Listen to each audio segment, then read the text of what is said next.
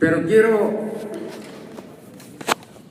citar a los representantes de los tres poderes en el Estado.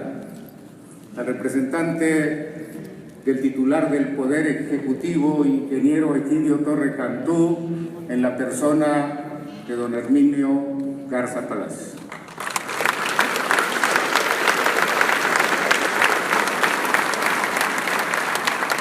Al representante del Poder Legislativo local, en la persona de Juan Diego Guajardo.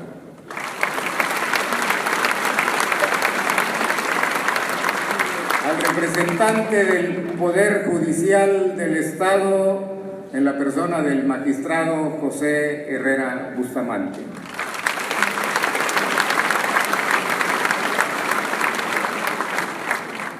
A la autoridad de este municipio anfitrión, al titular del ayuntamiento, al presidente Alejandro Etienne Llano.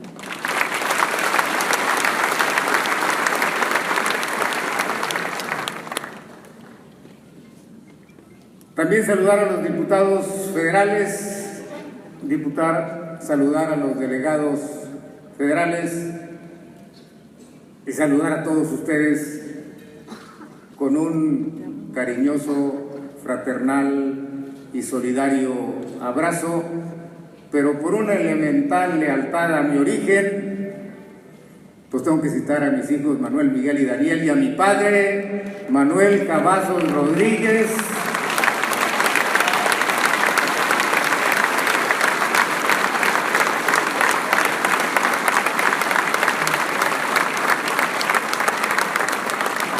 que a sus 100 años recuerda todo el pasado, vive intensamente el presente y todavía hace planes para el futuro.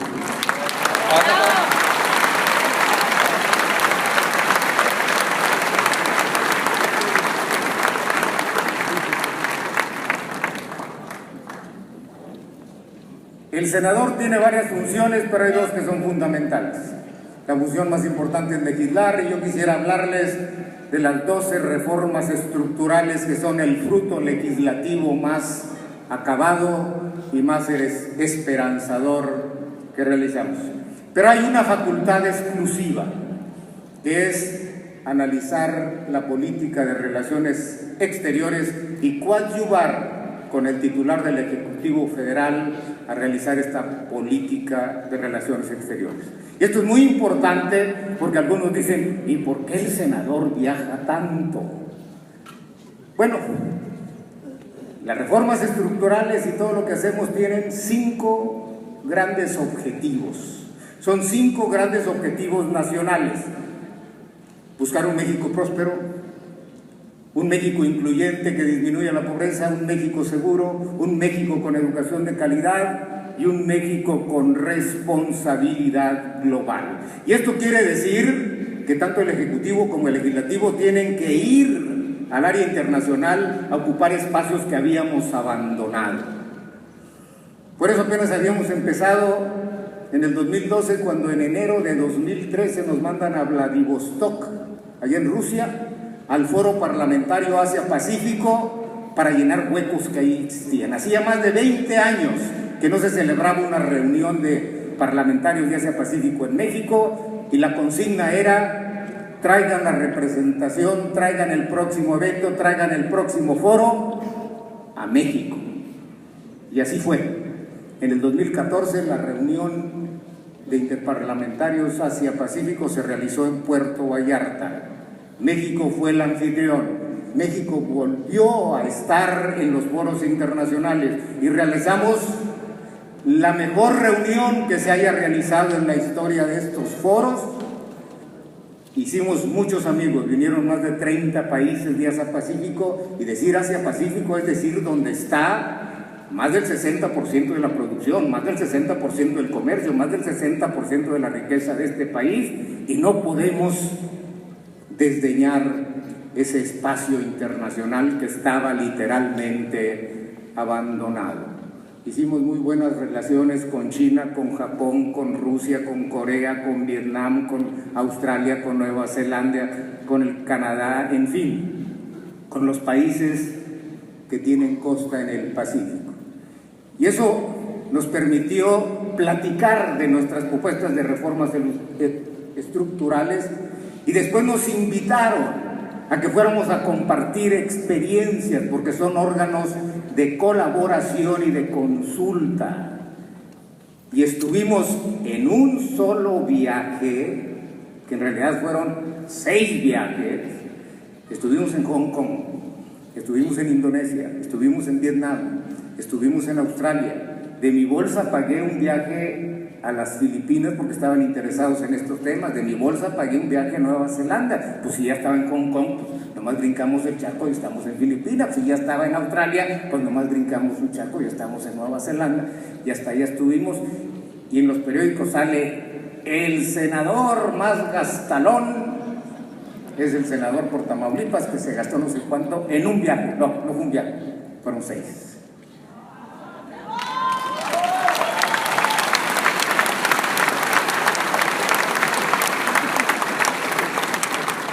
Pero además tuvimos una reunión con los 11 países árabes, la Liga de Naciones Árabes. Allí es donde están los mayores recursos financieros del país, ahí es donde están los mayores fondos de inversión.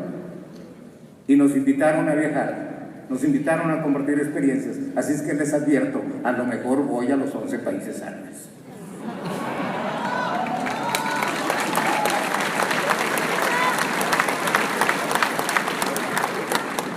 Y también nos invitaron a un país que hemos descuidado mucho, pero que está por ser una de las grandes potencias del mundo, la India. Tiene 1.200 millones de habitantes.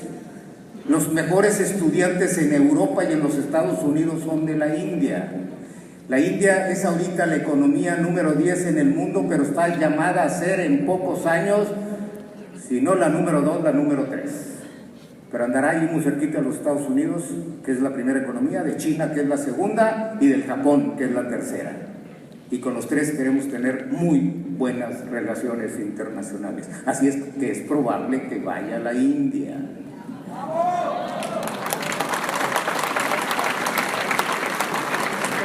Pero hay otra región del mundo que está abandonada, olvidada, y que tiene un inmenso potencial en el futuro, que es lo que llaman el Asia Central. Ahí está Uzbekistán, Kazajistán, Azerbaiyán, Turquistán, Afganistán, Pakistán, y es probable que también vayamos al Asia Central, a esos países, para estrechar los lazos y vínculos de colaboración con México. México no puede darse el lujo de despreciar a ningún país, tiene que estar bien con todos, porque los necesitamos a todos. Y por eso hacemos esto que se llama diplomacia parlamentaria. México había abandonado los grandes grupos, y el BRICS, que es una alianza entre Brasil, Rusia, la India, China, Australia y Sudáfrica, nos pasó de noche.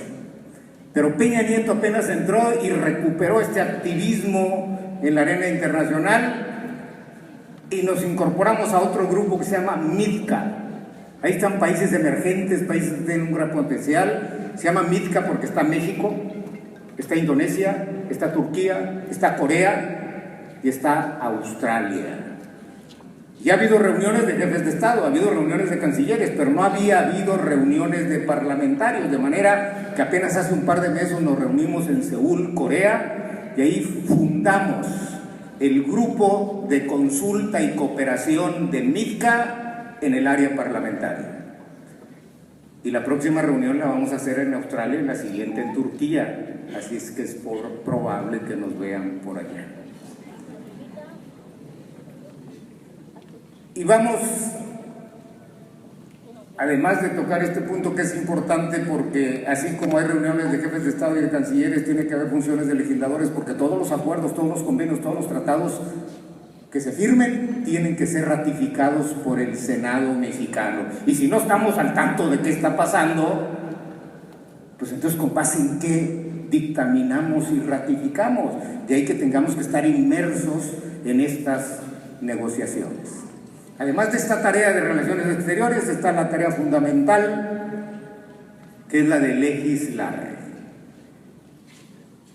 Y déjenme decir que en ningún país del mundo se habían hecho tantas reformas estructurales, es decir, reformas de mediano y largo plazo, reformas de fondo, no reformas superficiales. 12 reformas en 3 años es algo que no lo había visto ni China ni Rusia cuando se abrieron, tuvieron reformas importantes, pero no 12. Y no tan transversales como les llaman ahora, es decir, que cubren tantos espacios como estas 12 reformas estructurales, que las podemos dividir en 2. Reformas socioeconómicas, entre las cuales podemos incluir la reforma laboral, la reforma educativa, la reforma financiera, la reforma hacendaria, la reforma en competencia económica, la reforma en telecomunicaciones y la reforma energética. 7 reformas socioeconómicas que quitan trabas que estaban deteniendo el desarrollo nacional, más 5 reformas de naturaleza política y jurídica: la reforma política electoral, la reforma para la transparencia y la rendición de cuentas, la reforma que crea el Sistema Nacional Anticorrupción, la reforma a la Ley de Amparo y la reforma al Código Nacional de Procedimientos Penales. Son 12 reformas que eliminan trabas, quitan inercias y van a estimular, catapultar, como dicen ahora, al país hacia mejores horizontes. Y de esto...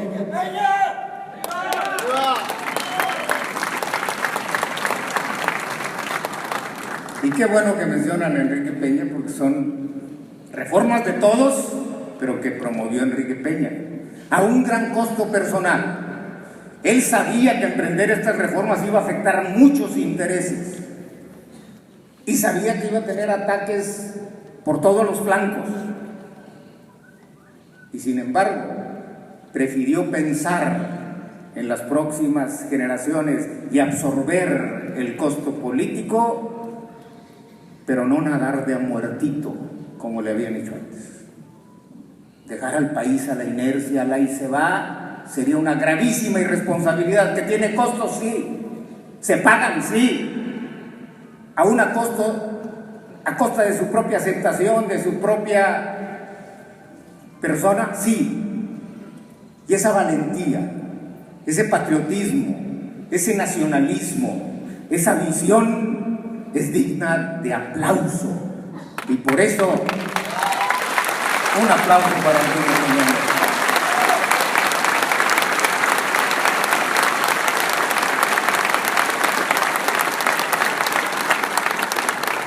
Y Tamaulipas no se quedó atrás.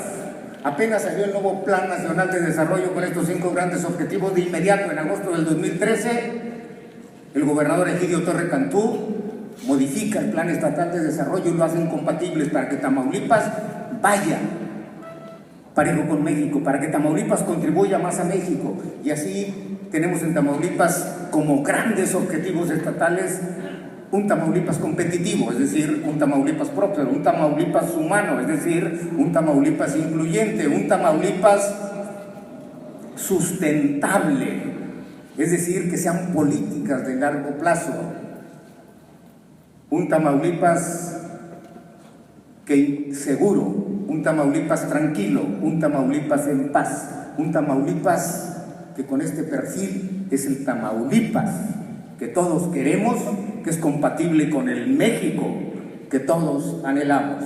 Así, Tamaulipas y México, Enrique Peña Nieto y Egidio Torre Cantú son como 2 rieles de una misma vía que tienen un mismo objetivo, una misma meta, un mismo horizonte. Un aplauso pues para Enrique Peña Nieto y para Egidio Torre Cantú.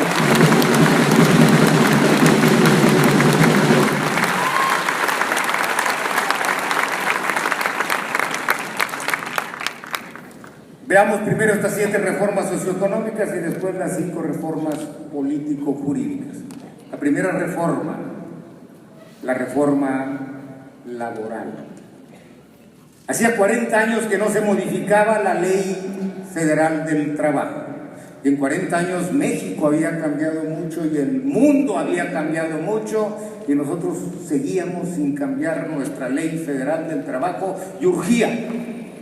Y entonces las condiciones de contratación laboral se flexibilizaron. Ahora son compatibles con las condiciones que hay en el mundo. Ahora se permite aprovechar mejor el tiempo de las amas de casa y de los estudiantes, que pueden trabajar sin dejar las labores del hogar y sin dejar los estudios, porque ahora sí pueden trabajar medio tiempo, pueden trabajar por horas, situación que antes no estaba en la Ley Federal del Trabajo.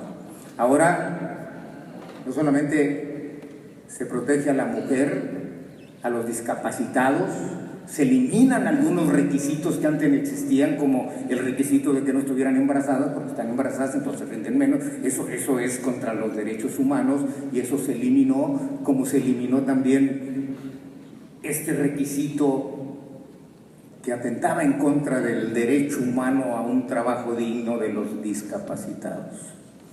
De manera que hemos tenido cambios importantes en el mercado laboral, que incluyen la justicia laboral, es decir, aquellos juicios larguísimos que los abogados eran expertos en estarlos posponiendo, ahora tienen un límite perentorio para que haya justicia laboral. Segunda reforma, la reforma educativa, una reforma crucial, fundamental. ¿Qué hace la reforma educativa? Primero, eleva a rango constitucional el derecho de todos los mexicanos a tener una educación de calidad. Y para tener una educación de calidad, pues hay que estar evaluando a todo el sistema educativo a que efectivamente tengamos maestros de calidad, escuelas de calidad, directivos de calidad. Pero no solo eso, que el tema educativo no solo sea un asunto de maestros, alumnos, padres de familia y el gobierno, no, que toda la sociedad participe. Las cuotas obligatorias se eliminan, pero existe la posibilidad de participación voluntaria encabezados por el director de la escuela. Sé que esta reforma ha causado muchos malentendidos, y les dicen a los maestros les van a despedir. No, no van a despedir a ningún maestro. Están conculcando tus derechos laborales. No, los derechos laborales son preservados, pero no solo eso. Ahora con la evaluación, que sirve para la contratación, que sirve para la permanencia y que sirve para la promoción de los maestros, permite que solo se contraten aquellos que están aptos. Se acabaron las ventas de plazas. Se acabaron la herencia de plazas de gente que ni tiene la preparación ni tiene la vocación para ser maestros, pero son maestros porque les heredaron una plaza. Eso es injusto. Lo más valioso que tiene México es su niñez. El futuro de México está en su niñez, y esa niñez tiene que estar en manos de un sistema educativo de calidad para aspirar a un futuro de calidad. De manera que no van a correr a los maestros. Hacen su examen, el examen es para evaluar, para darle valor a lo que ya han hecho los maestros, y si hubiera algún faltante, pues a través de capacitación, a través de entrenamiento, se capacitan, se entrenan para volver a presentar el examen, tienen una segunda oportunidad. Si fallaran la segunda vez, tienen una tercera oportunidad, y si fallaran la tercera vez porque su vocación no está en el magisterio, sino en el área administrativa, tendrán acceso a una plaza administrativa, pero no se quedan sin plaza, a menos, claro está, pues que abandonen las clases. Eso sí no lo podemos permitir. De manera que esta es una reforma para el bien de México, es una reforma para el bien de todos, no es una reforma que atente contra nadie, sino que queremos, reitero, una educación de calidad, un sistema educativo de calidad donde nos involucremos todos. Tercera gran reforma.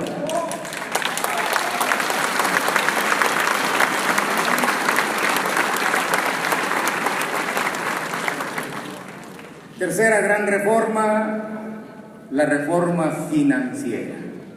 Esta reforma casi pasó desapercibida, pero es una de las más profundas. Se modificaron 33 ordenamientos jurídicos que tienen que ver con el sistema financiero, y además se creó una nueva ley para regular las asociaciones financieras, las agrupaciones financieras. ¿Qué es lo que busca esta ley? Más crédito y más barato. Para que haya más crédito, ahora se regula muy de cerca a los bancos para que den créditos donde se necesita, las bancas privadas, pero la banca de desarrollo, donde estaba Banrural y ahora está la Financiera Rural, donde está el Banco de Comercio Exterior, donde está el Banobras, donde está una serie de instituciones de desarrollo nacional como Financiera Nacional, todos ellos se les cambia su objetivo. Durante 12 años los mandaron a buscar utilidades. No, ese no es el mandato que debe de tener una banca de desarrollo. Es banca de desarrollo, no es banca privada, y por lo tanto tienen que ayudar a los sectores estratégicos. Por lo tanto, su misión no es buscar utilidades privadas, sino mejorar la utilidad social. Y con ese nuevo enfoque social está habiendo más crédito en el área de banca de desarrollo y más vigilancia para que haya más crédito en las instituciones privadas. Pero además, crédito más barato, tasas de interés más barato, crédito de mejor calidad, crédito que no traiga trampas en la letrita chiquita, porque hay muchas trampas en la letrita chiquita. Trampas como, por ejemplo, te presto al 100 pesos al 10%. Prestar 100 pesos al 10% quiere decir que te presto 100 pesos ahorita y al año me entrega 110. Dice, no, te presto 100, pero me cobro los intereses por adelantado y nomás te entrego 90. Entonces ya no es 10%. Y dicen, oye, te presto 100, te entrego 90, pero me pagas cada mes. No, entonces no es del 10%, eso casi duplica la tasa de interés. O lo que es lo peor, te presto, pero le compras a mis empresas, que es lo que llaman compras atadas. O te presto, pero pues me tienes que hacer algunos favorcillos. Impúlsame esta empresa o crea. Todas estas cláusulas condicionadas, como les llaman, desaparecen. ¿Y quién va a vigilar esto? Pues hay una institución que se llama Conducef, que es la institución de proteger y defender a los usuarios de servicios financieros. Y cuando se presentan algunas de estas trampas o condicionamientos, hay que ir a la Conducef, que ahora tiene más facultades, tiene más poderes para imponer sanciones, y en una primera etapa emite recomendaciones, y si no se aceptan las recomendaciones, entonces vamos a la segunda etapa, que es de plano sancionar. También se fortalece el mercado de valores, también se fortalece a un órgano que se llama Comité de Educación Financiera, que ahora se eleva a nivel de ley, porque quiere el gobierno que haya educación financiera desde la primaria, para que los niños desde temprana edad sepan cómo invertir, sepan ahorrar, se haga el hábito del ahorro y entiendan lo que es el sistema financiero, entiendan lo que es una tasa de interés, entiendan lo que son las cláusulas tramposas, entiendan lo que son las cláusulas condicionadas, entiendan que es mejor ahorrar para el futuro que endeudarse en el presente y arrastrar las consecuencias.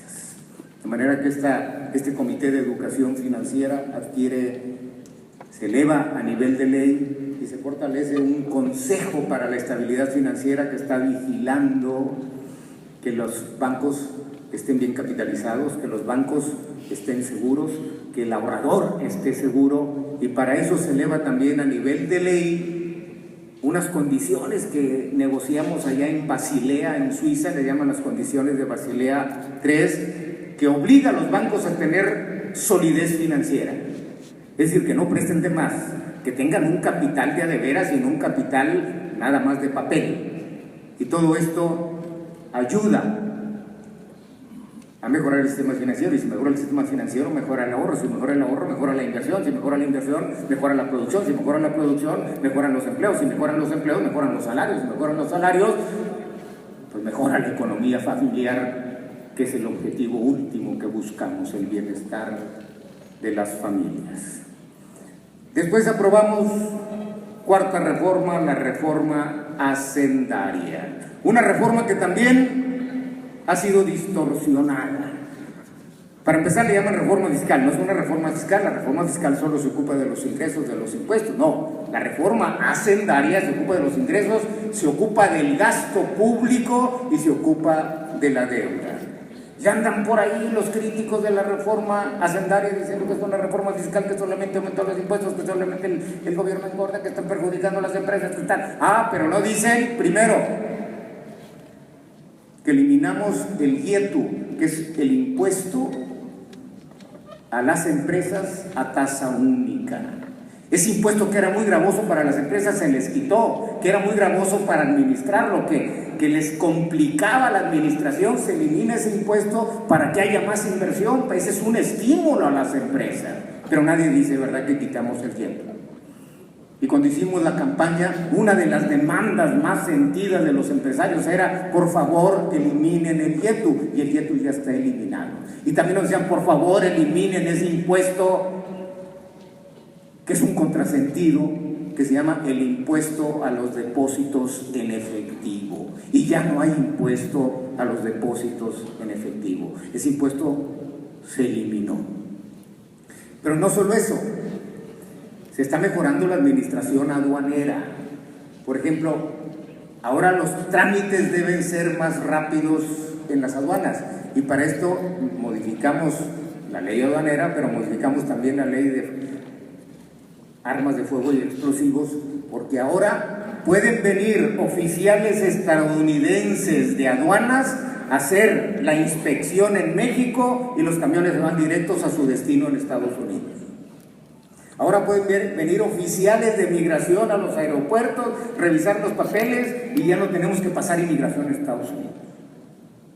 Eso agilita el comercio, agilita el turismo y es un beneficio incuestionable para la economía nacional y para el comercio internacional. Y de eso se habla poco.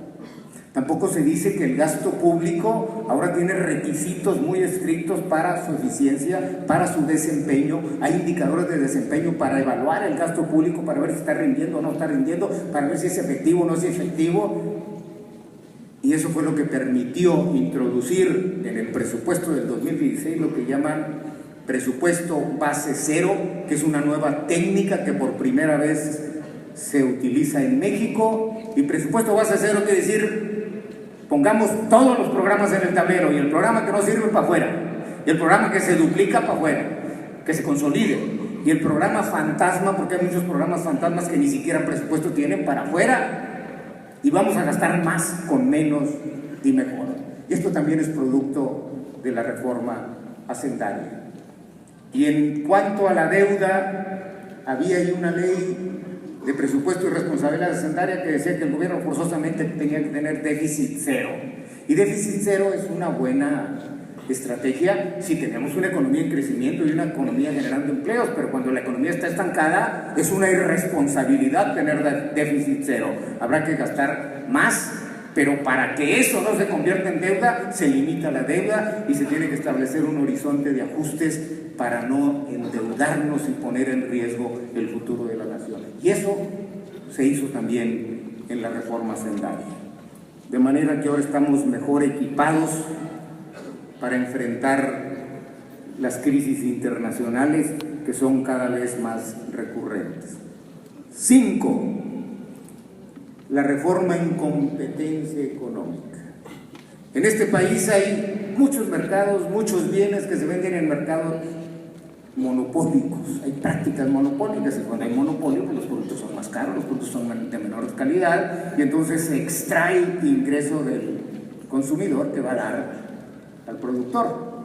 Esa renta monopólica perjudica a las familias, disminuye ese ingreso. Ahora se crea un instituto, que es un instituto constitucional autónomo, se llama el COFESE o Comisión Federal de Competencia Económica, para que analice los diferentes sectores y vea que efectivamente hay competencia, porque cuando hay competencia los precios son menores, cuando hay competencia la calidad es mejor, cuando hay competencia hay mayor accesibilidad a los bienes, de manera que ahora se busca competencia y se procura que esa competencia sea permanente. Este instituto, esta Comisión Federal de Competencia, va a estar constantemente examinando los mercados para que efectivamente haya competencia. Y si hay competencia, hay competitividad. Si hay competitividad, hay productividad. Si hay productividad, pues podemos competir mejor con otros países del mundo, pero si hay productividad, hay mejores salarios. Los salarios no se determinan por decreto, a los salarios los determina la productividad, y entre mayor y mejor productividad habrá más y mejores salarios. La reforma número 6 es la reforma en telecomunicaciones. Es una reforma muy polémica. Telecomunicaciones es el sector ahorita que debe ser estímulo para el crecimiento económico, porque todos los sectores tienen telecomunicaciones. ¿Qué es telecomunicaciones? Radio, televisión, internet, telefonía celular, telefonía física. Y ahora ese sector de telecomunicaciones primero tiene que tener competencia. Aquí en México había problemas muy serios. La telefonía es muy cara, de las más caras del mundo. ¿Por qué es cara? Pues porque teníamos prácticas monopólicas. Prácticamente había una sola empresa a la que tenían que intercomunicarse todos, porque es la que tenía fibra óptica, y eso hacía que los servicios en telecomunicaciones fueran muy caros, y cuando esos servicios son caros, pues afectan los costos de todos los sectores, afectan los costos de todas las industrias, y el país estaba perdiendo competitividad día con día. Además tenían muchas prácticas muy tramposas, como por ejemplo tener áreas en toda la República, y si llamaba uno de Victoria a Güemes, pues era larga distancia, y había más de 300 zonas, y todo eso implicaba larga distancia. Ahora, gracias a esta reforma, hay una sola área en toda la República, de manera que cualquier llamada a cualquier parte de la República es llamada local, y se cobra como llamada local. Y nada más, esa decisión le ahorra a los mexicanos más de 20,000 millones de pesos. Y todas aquellas compañías que tenían monopolios las están desintegrando, dice la ley. Tiene que haber competencia, no puede haber economías que tengan el 70, el 80 o el 90% o el 100% del mercado. Claro, alguien dice, bueno, pero los señores ya invirtieron en fibra óptica. Bueno, ahora el gobierno pone a disposición de todos los que quieran interconectarse, de todas las compañías que quieran entrar a la industria telefónica, les pone a disposición la fibra óptica que tiene el gobierno federal en la Comisión Federal de Electricidad.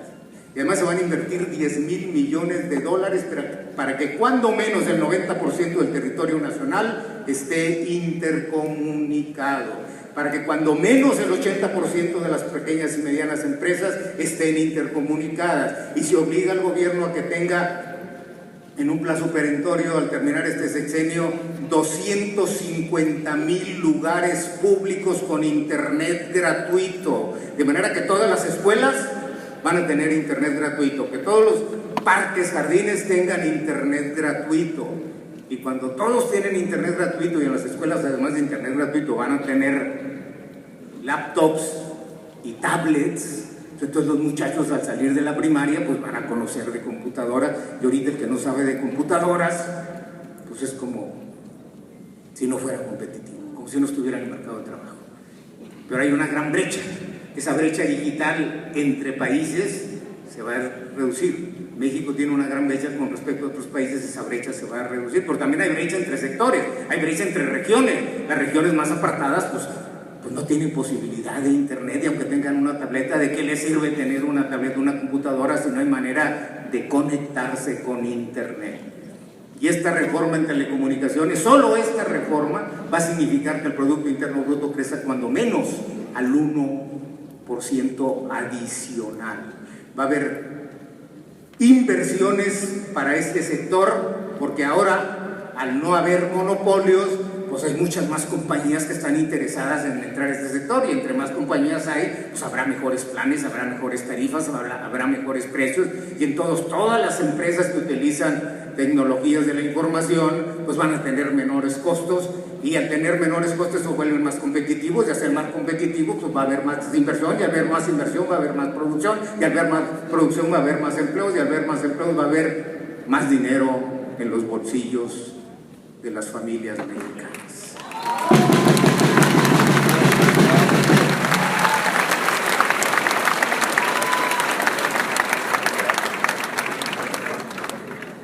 Y la séptima reforma socioeconómica, la que más trabajo nos costó, donde nos trajeron del tingo al tango, la reforma energética, que si íbamos a vender los recursos nacionales, que si íbamos a hipotecar al país, traidores a la patria, todos aquellos que apoyen la reforma energética. Ya traían las fotos de todos los diputados y de todos los senadores del PRI por todas las calles de la Ciudad de México diciendo: estos son los traidores a la patria que van a vender a México y que van a hipotecar el futuro de nuestros hijos y no sé cuántas cosas más.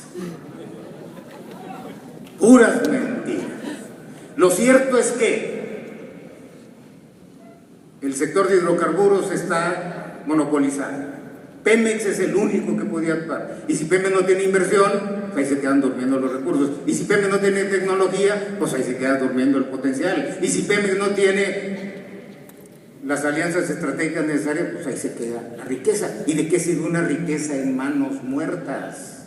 Se nos olvidó que hicimos toda una guerra de reforma precisamente para desamortizar, o sea, quitar de manos muertas la riqueza nacional, para que la riqueza nacional esté viva y le dé frutos a los mexicanos y no esté muerta ahí enterrada, de manera que a Pemex, primero, Pemex y CFE no se privatizan, se modernizan, se actualizan, se reorganizan.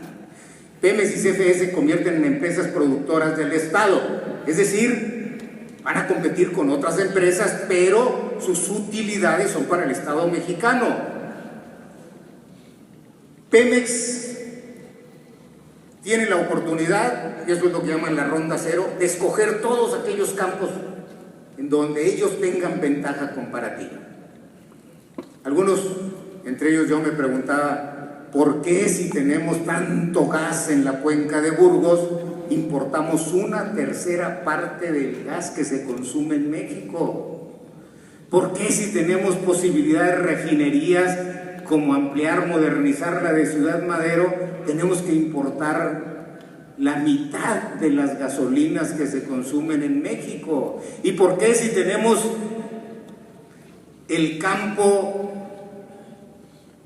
industrial petroquímico más importante de América Latina en Altamira, por qué si tenemos ese complejo petroquímico estamos importando 2/3 partes, 75, casi 70% de los insumos petrolíferos?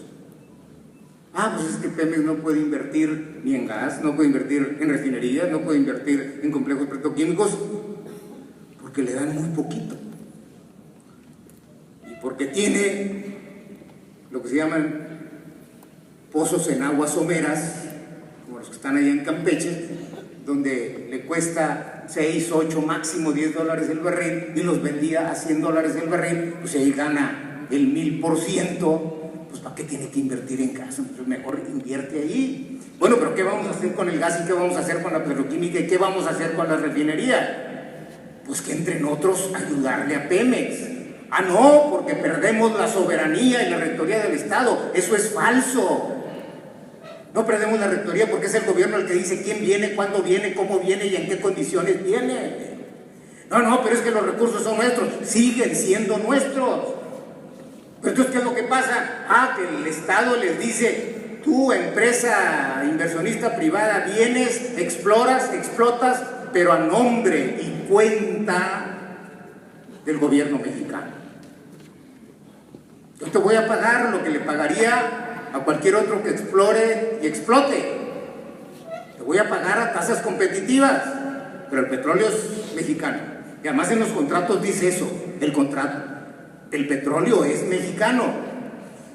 Decían los detractores, no, pero es que ellos llevan ese contrato y luego le llevan a los bancos y los hipotecan. No, los bancos prestan porque tienen un contrato. Y si ese contrato tiene ingresos a futuro, pues yo hago un cálculo de cuáles son los ingresos esperados y en función de eso les presto. Pero les presto porque tienen un contrato, no porque tengan el petróleo. Ellos no pueden hipotecar el petróleo porque el petróleo no es de ellos. Y sin embargo, hizo un escandalazo con esto. Innecesariamente, pero distorsionadamente, de manera que no perdemos rectoría del Estado, no perdemos soberanía, no perdemos a Pemex, no perdemos a CFE, y además tenemos la oportunidad, porque esto es una reforma integral, de fomentar no solamente la energía que viene de recursos que se mueren, recursos no renovables como es el petróleo, y tenemos la obligación, en un plazo perentorio, de que el 35% de la energía que se genera en México sea por fuentes renovables, es decir, aquellas que no se mueren, que no se acaban, que siguen vivas. ¿Cuáles son esas? La energía solar, ni modo que se acabe en el sol.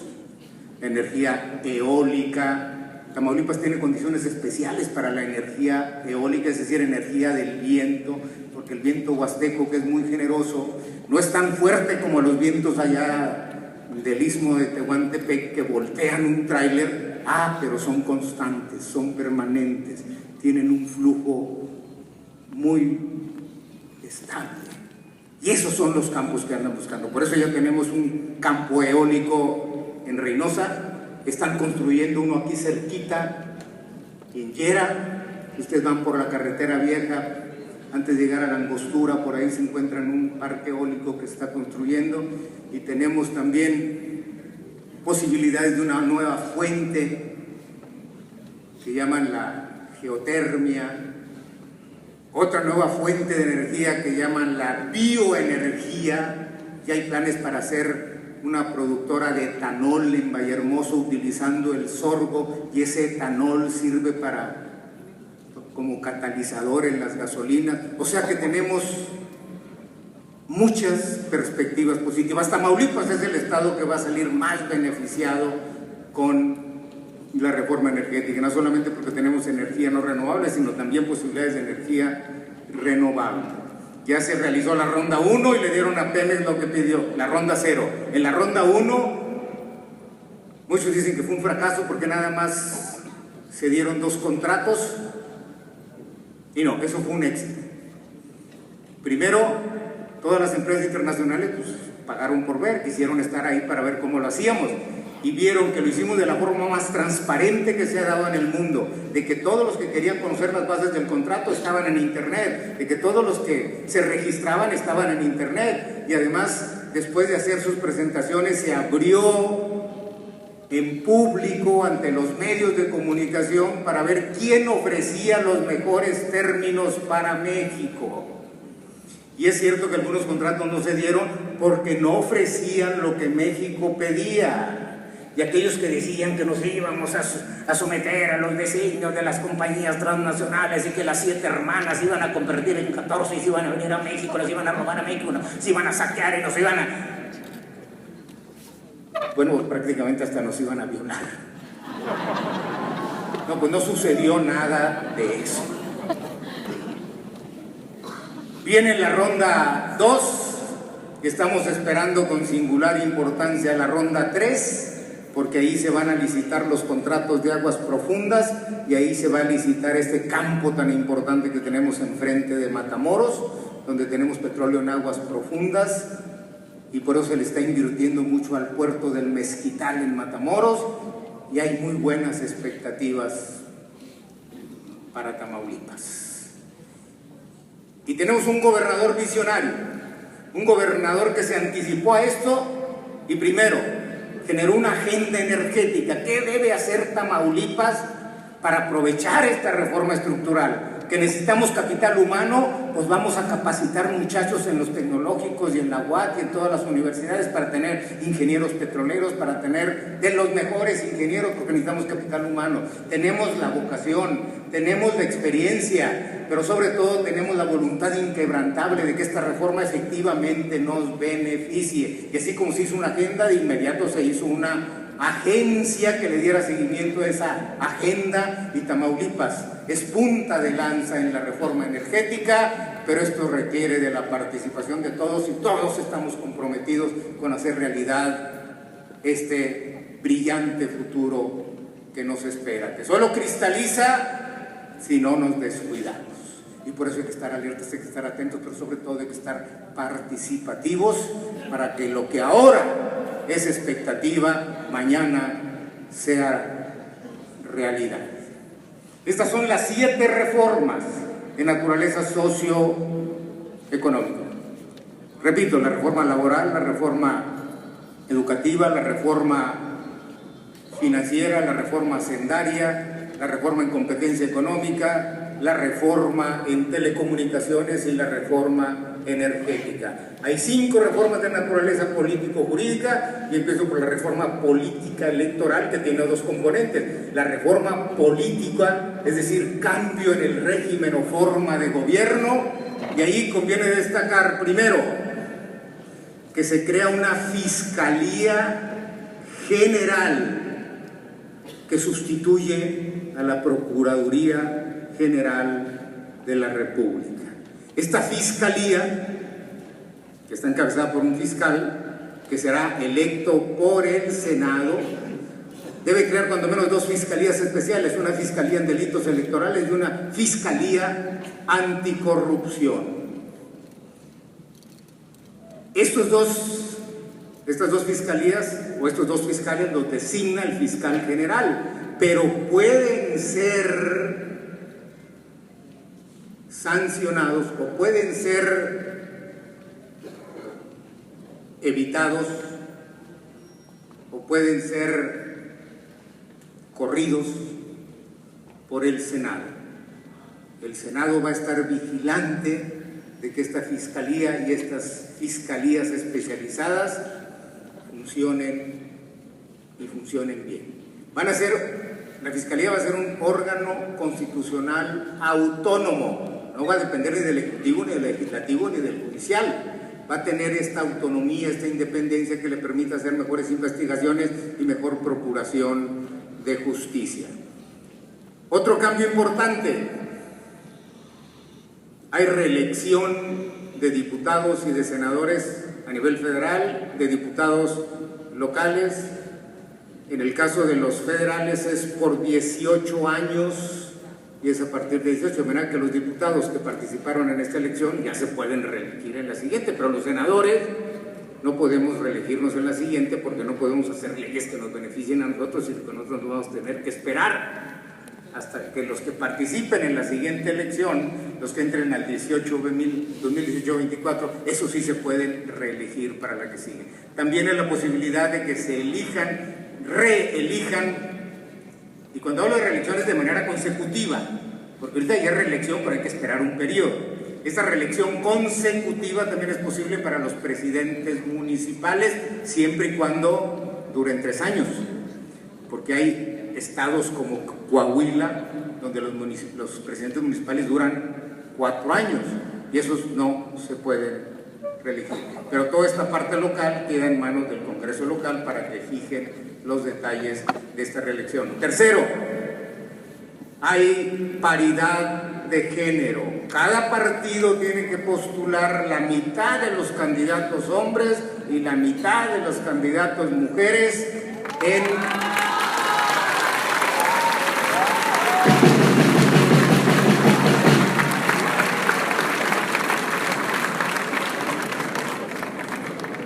el Congreso Federal y en los congresos locales. Esto ya empieza a verse. Esta ley ya empezó a operar para esta elección que acaba de terminar, y la nueva Cámara de Diputados tiene 42% de mujeres, cifra nunca vista, de manera que las mujeres están de plaza.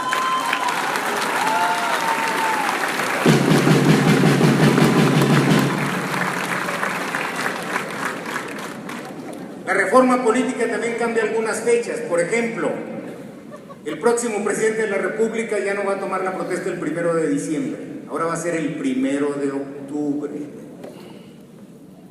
Y eso cambia otras fechas. El Congreso ya no entrará en funciones el 1 de septiembre, ahora va a entrar el 1 de agosto. Y el paquete financiero que manda el presidente de la República en su primer año de gobierno, pues ya no lo mandará ya por decir, sino que lo tiene que mandar desde el 15 de noviembre para que haya más espacio para estudiarlo, analizarlo, dictaminarlo y aprobarlo. La reforma política se complementa con la reforma electoral, y lo más importante de la reforma electoral es que el Instituto Federal Electoral desaparece. El Instituto Federal Electoral pues hacía elecciones federales. Ahora se crea un Instituto Nacional Electoral. ¿Qué quiere decir? Que hace las elecciones en toda la República. Hace elecciones federales y participa en las elecciones locales. Claro, dejan a los institutos estatales electorales, que ahora se llaman OPLES, organismos políticos locales electorales, pero los integrantes de esas OPLES ya no los nombran los congresos de los estados, los nombra el Instituto Nacional Electoral. Y los magistrados electorales estatales, pues ya no se nombran aquí en el Congreso, sino que se nombran allá en el Senado de la República. Esta reforma electoral también incluye nuevas causales para anular elecciones. Si alguien rebasa los topes de campaña en más del 5%, se anula la elección. Si alguien compra tiempos a radio y televisión o compra tiempos informativos, se anula la elección. Y si alguien acepta recursos públicos en su campaña o recursos de procedencia ilícita, se anula la elección. Pero para que se anule la elección tienen que ser causales dolosas, graves y determinantes. Es decir, que las diferencias entre el primero y el segundo lugar sean de menos del 5%. Y además, pues tienen que ser comprobables y verificables, porque algunos lanzan ahí documentos que no tienen ningún sentido, con eso quieren anular una elección. Si se llegara a anular la elección, se convoca una elección extraordinaria, pero aquel que violó la ley en estos tres sentidos no puede participar. La reforma electoral está teniendo apenas su periodo de prueba. Tiene muchas críticas. Dicen que es centralista. Dicen que les gustaba más el otro esquema donde el IFE hacía la elección federal y los institutos estatales electorales hacían las elecciones locales. Pero está en un periodo de prueba. Nosotros esperemos que pase la prueba y esperemos que sigamos mejorando constantemente los procedimientos electorales. Hay una nueva ley de partidos políticos, hay una nueva ley general de instituciones y procedimientos electorales y hay una nueva ley de delitos electorales. Otra reforma de esta naturaleza político-jurídica es la reforma en transparencia y rendición de cuentas. ¿Qué hace esta reforma? Sustituye lo que ahora es el IFAI, que es el Instituto Federal de Acceso a la Información, por el INAI, Instituto Nacional de Acceso a la Información. Quiere decir que no solamente se ocupa de la información federal, sino que ahora este sistema engloba la información estatal y municipal.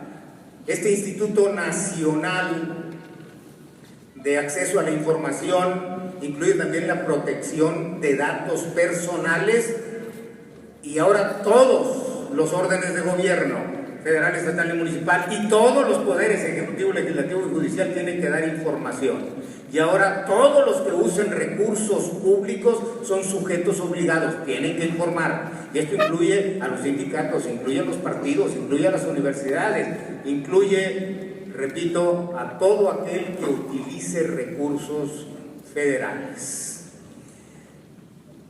Esta sería la segunda reforma de esta naturaleza. La tercera reforma jurídico-política es la reforma que crea un sistema nacional contra la corrupción. Y es un sistema nacional, quiere decir que todos los sistemas municipales y estatales y federales tienen que estar coordinados en uno solo.